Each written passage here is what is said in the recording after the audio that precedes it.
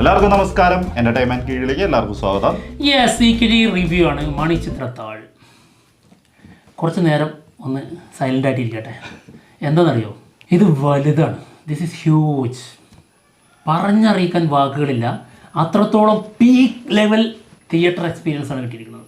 ഈ സിനിമയ്ക്ക് ഒരു റിവ്യൂ പറയാൻ പറ്റുമെന്ന് മനസ്സിൽ പോലും കരുതിയിട്ടില്ലായിരുന്നു കേട്ടോ. സത്യം, അതൊരു ഭാഗ്യമാണ്. അത് നമ്മുടെ ശരിക്കും വലിയൊരു ഭാഗ്യം തന്നെയാണ്. രണ്ട് ഭാഗ്യം. ഒന്ന്, ഇത് തിയേറ്ററിൽ നിന്ന് കാണാൻ പറ്റുമെന്ന് കരുതിയിട്ടില്ല, അത് സംഭവിച്ചു. പിന്നെ രണ്ടാമത്തത്, ഇതിന് അതായത് എക്കാലത്തെയും മികച്ച സിനിമ, ലോക സിനിമയിലെ ഏറ്റവും മികച്ച സിനിമകളിൽ ഒന്ന്, ആ സിനിമക്ക് റിവ്യൂ ചെയ്യുക എന്നുള്ളത് ഒരു ഭാഗ്യമാണ്. അത് തിയേറ്ററിൽ നിന്ന് തന്നെ കണ്ടിട്ട് റിവ്യൂ ചെയ്യാൻ പറ്റുക പറയുന്നതാണ് ഭയങ്കരം. സത്യമായിട്ടും സിനിമ തരുന്ന ഒരു മൂടുണ്ടല്ലോ. നമ്മൾ ഇത്രയും കാലം ടി വിയിൽ കണ്ടുകൊണ്ടിരുന്നതൊന്നുമല്ല മണിച്ചിത്രത്താഴ്. സത്യം പറയാ, തിയേറ്ററിൽ പോയി കാണണം. ഇതിങ്ങനെ കണ്ടുകൊണ്ടിരുന്നപ്പോൾ എൻ്റെ ഉള്ളിൽ ഇങ്ങനെ പല തവണ പറഞ്ഞൊരു കാര്യമുണ്ട്. അതായത് നമ്മൾ വഞ്ചിക്കപ്പെടുകയായിരുന്നു, സത്യം വിഡ്ഢികളാക്കപ്പെടുകയായിരുന്നു എന്ന്. കാരണം നമ്മൾ കണ്ടുകൊണ്ടിരുന്നത് ഇങ്ങനെയാണ്. എന്നാൽ ഇങ്ങനെ കാണണം, അപ്പോഴാണ് ഈ ഓരോ സീനിൻ്റെ പീക്ക് ലെവൽ എക്സ്പീരിയൻസ് കിട്ടുള്ളൂ. സത്യമായിട്ട് അതിൽ ഒരു സീന് പറയാം. നമ്മുടെ ഗംഗയെ നാഗവല്ലിയായിട്ട് നമ്മുടെ നകുലൻ കാണുന്ന സീനില്ലേ, ഗംഗ ഇപ്പൊ പോണ്ട എന്ന് പറഞ്ഞ സാധനം, അവിടുന്ന് എൻ്റെ അമ്മോ, ശോഭനയുടെ പെർഫോമൻസ്, ആ സീനിൻ്റെ ഷോട്ട്, അതിൽ ആ മൂവ്മെൻറ്റ്സ്, നമുക്കതൊന്നും ഒരിക്കലും നമ്മൾ കണ്ട് ഞെട്ടിയതാണ്. പക്ഷേ അത് ചെറിയ സ്ക്രീനിൽ കണ്ട് ഞെട്ടിയതുപോലെ അല്ല, നമ്മൾ അതുക്കും മേലെ ഞെട്ടും. അതിന്റെ അപ്പുറത്തേക്കാണ്. നമുക്ക് അറിയാം ഈ സിനിമ എന്താണെന്ന്. കാരണം നമ്മളൊക്കെ ഒരു 10-55 പ്രാവശ്യമെങ്കിലും ഇത് കണ്ടിട്ടുണ്ടാവും. 55 അല്ലെങ്കിലും ഉള്ളൂ. അതായത് ഇന്ന സമയത്ത് ഇന്നത് വരും, ഇന്ന ഡയലോഗ്. അതായത് തിയേറ്ററിൽ ഒരുപാട് ആൾക്കാരുണ്ടായിരുന്നു, ഫാമിലി അടക്കം വന്നിട്ടുണ്ടായിരുന്നു. എല്ലാവരും, കുട്ടികളും, അതായത് ഏത് ജനറേഷനിലെ ആൾക്കാരായാലും ഈ ഡയലോഗ് ഒരുമിച്ച് പറയാണ്. ഇത് നമുക്ക് അറിയാവുന്ന സംഭവങ്ങളാണല്ലോ. ഇന്നതുപോലെയാണ്, ഇന്ന ഡയലോഗാണ് അടുത്ത് വരാൻ പോണത്. ആ ഡയലോഗൊക്കെ തിയേറ്ററിൽ ഇരിക്കുന്ന ആൾക്കാർ തന്നെ ഏറ്റിങ്ങനെ പറഞ്ഞുകൊണ്ടിരിക്കുക ഒരുമിച്ച്. അതിന്റെ ഒരു വൈബ്, അതായത് അത്രത്തോളം കാണാപ്പാടാണ് ഈ സാധനം. എന്നിട്ട് നമ്മളിത് കണ്ടിട്ട് നമുക്ക് ഇത് വേറെ വേറെ മൂഡാണല്ലോ ഈ സിനിമക്ക് തരുന്നത്. അതായത് ഭയങ്കരമായിട്ടുള്ള നിഗൂഢത നിറഞ്ഞ ഒരു വലിയ സംഭവം നമുക്ക് ഫീൽ ചെയ്യും. പിന്നെ പ്രേതത്തിൻ്റെ ആ ഒരു രീതിയിലുള്ള സംഭവം, പിന്നെ ഇതിൻ്റെ സൈക്കാട്രിക് പരിപാടി ഒന്ന്, പിന്നെ ഭയങ്കര കോമഡി, പിന്നെ ഒരുപാട് വലിയ താരങ്ങളുടെ ലെജൻഡറി പെർഫോമൻസ്.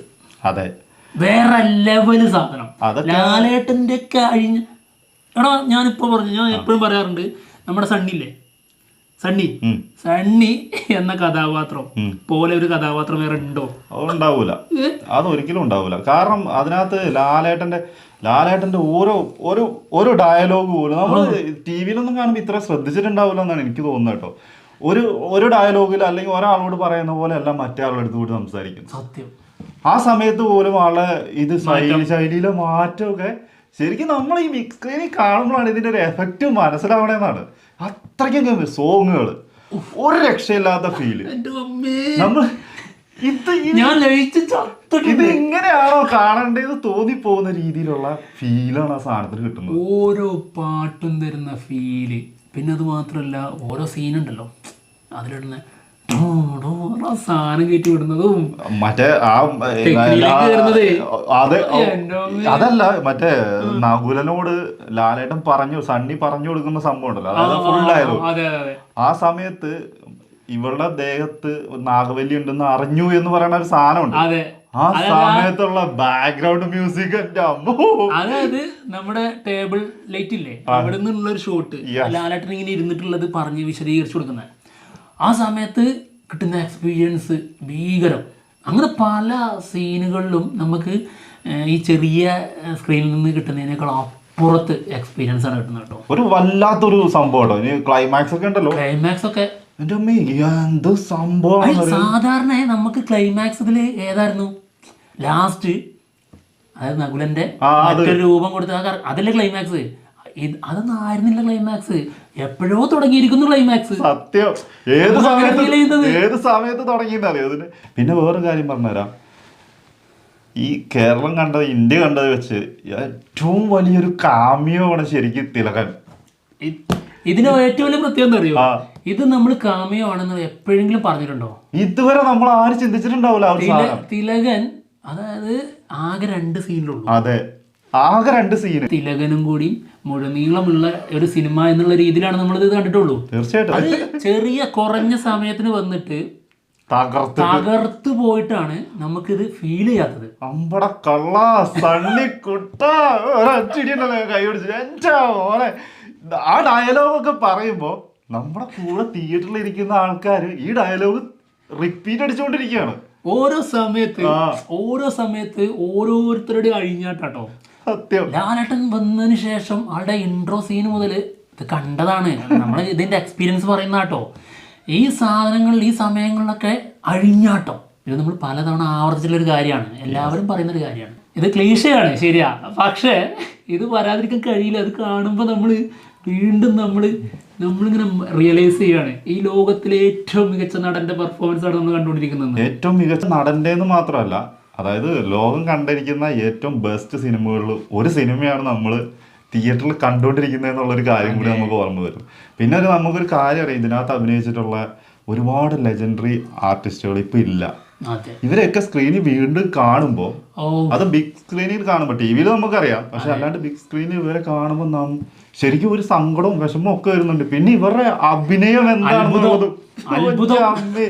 കണ്ടുകൊണ്ടിരിക്കുമ്പോൾ ഭീകര അത്ഭുതം. ഈ സിനിമ അന്ന് തിയേറ്ററിൽ കണ്ടവരുടെ ഭാഗ്യം ചിന്തിച്ചോണം. അതായത് നമുക്ക് ഇതിൻ്റെ കഥയും കാര്യങ്ങളൊന്നും അറിയാതെ നമ്മളത് ആദ്യമായിട്ട് കാണുന്ന സമയത്ത് നമ്മൾ എന്തായിരിക്കും അത് കണ്ടിട്ട് എങ്ങനെയായിരിക്കും അത് സ്വീകരിക്കപ്പെട്ടിട്ടുണ്ടാവുക? അത് തിയേറ്ററിൽ നിന്ന് കാണുന്നെങ്കിൽ, തിയേറ്ററിൽ നിന്ന് അത് ശരിക്കും ഇത് അന്ന് കണ്ട ഒരാളെങ്കിലും ഒരു എക്സ്പീരിയൻസ് ഒന്ന് കേൾക്കാൻ ഭയങ്കര ആഗ്രഹമുണ്ട് കേട്ടോ.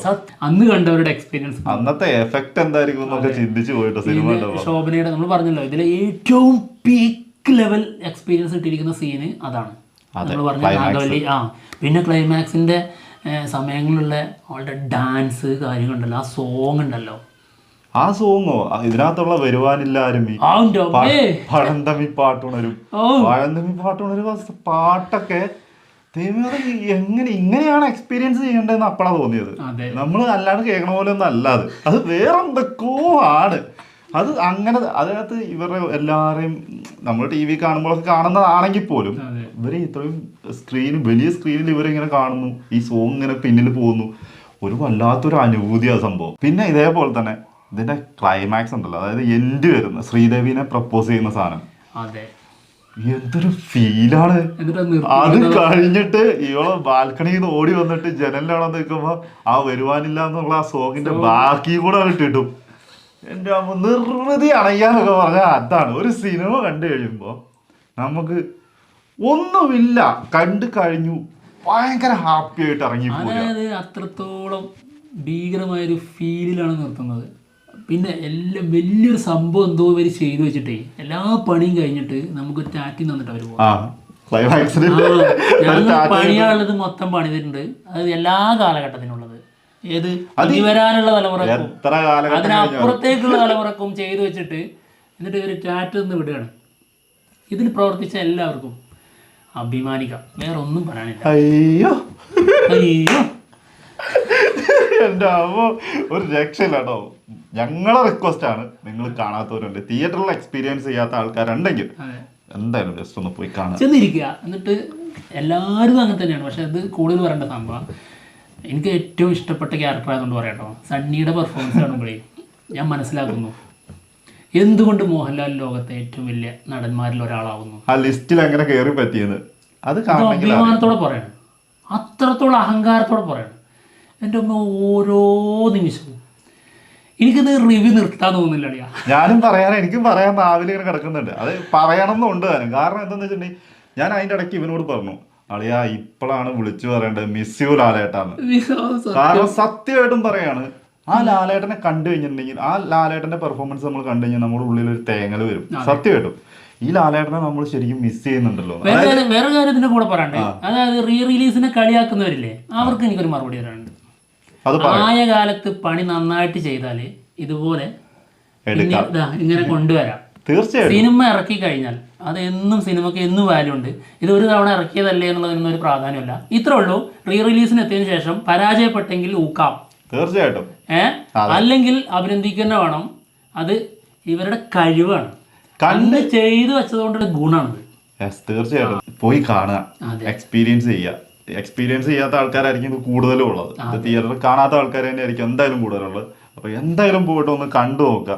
ഞങ്ങൾ പറഞ്ഞതിനകത്ത് എന്തെങ്കിലും അഭിപ്രായ വ്യത്യാസം ഞങ്ങൾ പറഞ്ഞതിൽ എന്തെങ്കിലും അഭിപ്രായ വ്യത്യാസം ഉണ്ടെങ്കിൽ ധൈര്യമായിട്ട് വന്നിട്ട് നിങ്ങൾ പൂരത്തൊരു വിളിച്ചിട്ട് സീരിയസ് ആയിട്ട് അത്രയ്ക്കും കോൺഫിഡൻസോടെ പറയുകയാണ്. ധൈര്യമായിട്ട് പോയി കാണാം. 100, 110, 120 തവണ നിങ്ങൾ കണ്ടിട്ടുണ്ടാവാം വീണ്ടും. പക്ഷെ എങ്കിലും ഒരിക്കലും നിങ്ങളുടെ ഈ എക്സ്പീരിയൻസിനെ അത് ബാധിക്കില്ല. തീർച്ചയായിട്ടും കാണണം. അപ്പൊ എന്തായാലും പോവാണ്. ബൈ.